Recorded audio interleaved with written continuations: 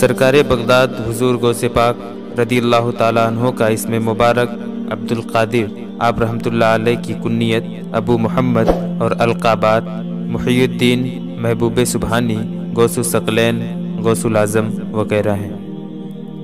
آپ رحمۃ اللہ علیہ سن 470 ہجری میں بغداد شریف کے قریب قصبہ جیلان میں پیدا ہوئے اور 561 ہجری میں بغداد شریف ہی میں وصال فرمایا۔ آپ رحمۃ اللہ علیہ کا مزار پرانوار عراق کے مشہور شہر بغداد شریف میں ہے۔ غوثیت بزرگی کا ایک خاص درجہ ہے۔ لفظ غوث کے لغوی معنی ہے فریاد رس، یعنی فریاد کو پہنچنے والا۔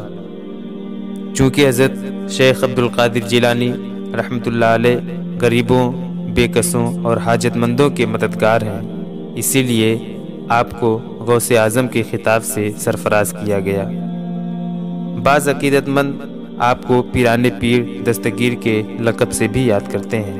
آپ رحمۃ اللہ علیہ والد ماجد کی نسبت سے حسنی ہیں۔ سلسلہ نسب یوں ہے: سید محی الدین ابو محمد عبد القادر بن سید ابو صالح موسیٰ جنگی دوست بن سید ابو عبداللہ بن سید یحییٰ بن سید محمد بن سید داؤد بن سید موسیٰ ثانی بن سید عبداللہ بن سید موسیٰ جون بن سید عبداللہ محض بن سید امام حسن مثنی بن سید امام حسن بن سیدنا علی المرتضیٰ رضی اللہ تعالیٰ عنہم اجمعین۔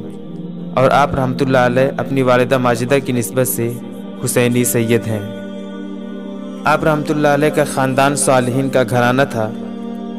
آپ رحمۃ اللہ علیہ کے نانا جان، دادا جان، والد ماجد، والدہ محترمہ، پھوپھی جان، بھائی اور صاحب زادگان سبھی متقی و پرہیزگار تھے۔ اسی وجہ سے لوگ آپ کے خاندان کو اشراف کا خاندان کہتے تھے۔ آپ کے والد محترم حضرت ابو صالح سید موسیٰ جنگی دوست رحمۃ اللہ علیہ تھے۔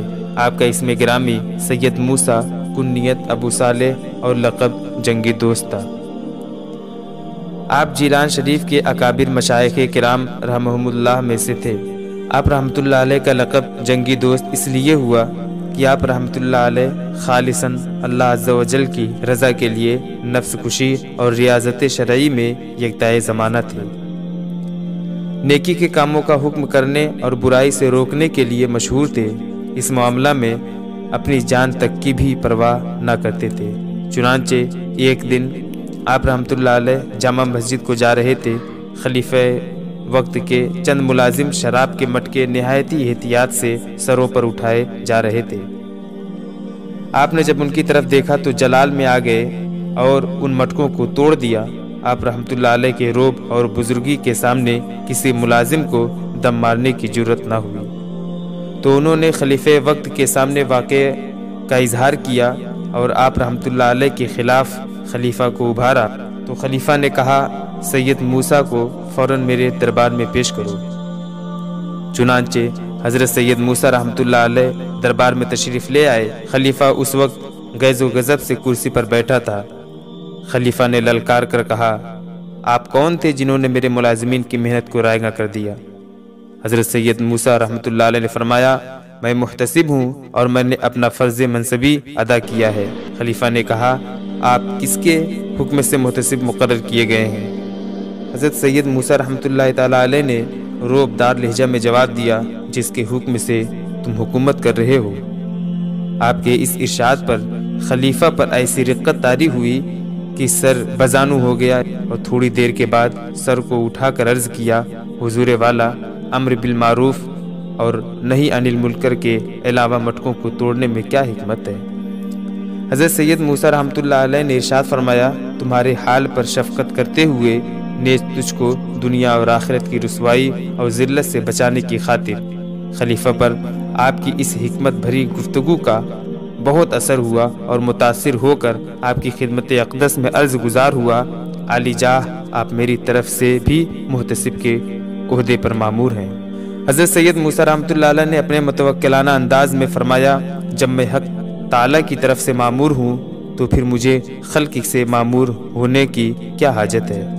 اسی دن آپ جنگی دوست کے لقب سے مشہور ہو گئے۔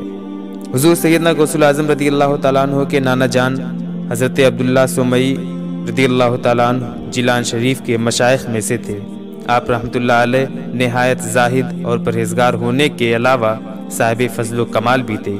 بڑے بڑے مشائخ کرام رحمۃ اللہ علیہ اجمعین سے آپ رحمۃ اللہ علیہ نے شرف ملاقات حاصل کیا۔ شیخ ابو محمد الداربانی رحمۃ اللہ علیہ فرماتے ہیں، حضرت عبداللہ سومئی رحمۃ اللہ علیہ مستجاب الدعوات تھے، یعنی آپ کی دعائیں قبول ہوتی تھیں۔ اگر آپ کسی شخص سے ناراض ہوتے تو اللہ عز و جل اس شخص سے بدلہ لیتا، اور جس سے آپ خوش ہوتے تو اللہ اس کو انعام و اکرام سے نوازتا۔ ضعیف الجسم اور نجیف البدن ہونے کے باوجود آپ نوافل کی کثرت کیا کرتے اور ذکر و افکار میں مصروف رہتے تھے۔ آپ اکثر امور کے واقع ہونے سے پہلے ان کی خبر دے دیا کرتے تھے، اور جس طرح آپ ان کے رونما ہونے کی اطلاع دیتے تھے اسی طرح ہی واقعات روح پذیر ہوتے تھے۔ حضرت شیخ شہاب الدین سہروردی رحمۃ اللہ علیہ اپنی شہرۂ آفاق تصنیف عوارف المعارف میں تحریر فرماتے ہیں، ایک شخص نے حضور سیدنا غوث الاعظم رضی اللہ تعالیٰ عنہ سے پوچھا، یا سیدی آپ نے نکاح کیوں کیا؟ سیدنا شیخ عبد القادر جیلانی رضی اللہ تعالیٰ عنہ نے فرمایا، بے شک میں نکاح کرنا نہیں چاہتا تھا کہ اس سے میرے دوسرے کاموں میں خلل پیدا ہو جائے گا، مگر رسول اللہ صلی اللہ علیہ وسلم نے مجھے حکم فرمایا کہ عبد القادر تم نکاح کر لو۔ اللہ عز و جل کے ہاں ہر کام کا ایک وقت مقرر ہے۔ پھر جب یہ وقت آیا تو اللہ تعالیٰ نے مجھے 4 بیویاں عطا فرمائی، جن میں سے ہر ایک مجھ سے کامل محبت رکھتی ہے۔ حضور سیدی غوث اعظم رضی اللہ تعالیٰ عنہ کی بیویاں بھی آپ رحمۃ اللہ علیہ کے روحانی کمالات سے فیضیاب تھیں۔ آپ رحمۃ اللہ علیہ کے صاحبزادے حضرت شیخ عبد الجبار رحمۃ اللہ علیہ اپنی والدہ ماجدہ کے متعلق بیان کرتے ہیں کہ جب بھی والدہ محترمہ کسی اندھیرے مکان میں تشریف لے جاتی تھی تو وہاں چراغ کی طرح روشنی ہو جاتی تھی۔ ایک موقع پر میرے والد محترم غوث پاک رضی اللہ تعالیٰ عنہ بھی وہاں تشریف لے آئے۔ جیسے ہی آپ کی نظر اس روشنی پر پڑی تو وہ روشنی فوراً غائب ہو گئی، تو آپ نے ارشاد فرمایا کہ یہ شیطان تھا جو تیری خدمت کرتا تھا، اسی لیے میں نے اسے ختم کر دیا۔ اب میں اس روشنی کو رحمانی نور میں تبدیل کیے دیتا ہوں۔ اس کے بعد والدہ محترمہ جب بھی کسی تاریک مکان میں جاتی تھیں تو وہاں ایسا نور ہوتا جو چاند کی روشنی کی طرح معلوم ہوتا تھا۔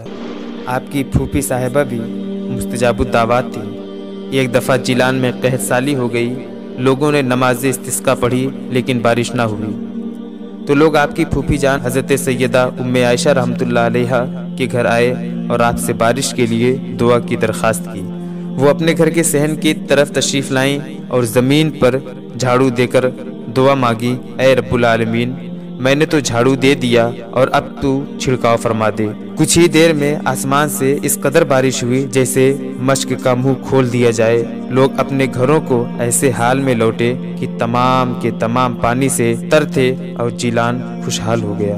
محبوب سبحانی شیخ عبد القادر جیلانی رحمۃ اللہ علیہ کے والد ماجد حضرت ابو صالح سید موسیٰ جنگی دوست رحمۃ اللہ علیہ نے حضور غوث اعظم رحمۃ اللہ علیہ کی ولادت کی رات مشاہدہ فرمایا کہ سرور کائنات فخر موجودات صلی اللہ علیہ وسلم صحابہ کرام کے ساتھ ان کے گھر جلوہ افروز ہیں، اور ان الفاظ مبارکہ سے ان کو خطاب فرما کر بشارت سے نوازا، یا ابا صالح عطاک اللہ ابنا وہو ولی و محبوبی و محبوب اللہ تعالی وسیکون له شان فی الاولیاء والاقطاب کشانی بین الانبیاء والرسل، یعنی اے ابو صالح، اللہ تعالیٰ نے تم کو ایسا فرزند عطا فرمایا ہے جو ولی ہے، اور وہ میرا اور اللہ کا محبوب ہے، اور اس کی اولیاء اور اقطاب میں ویسی شان ہوگی جیسی انبیاء اور مرسلین میں میری شان ہے۔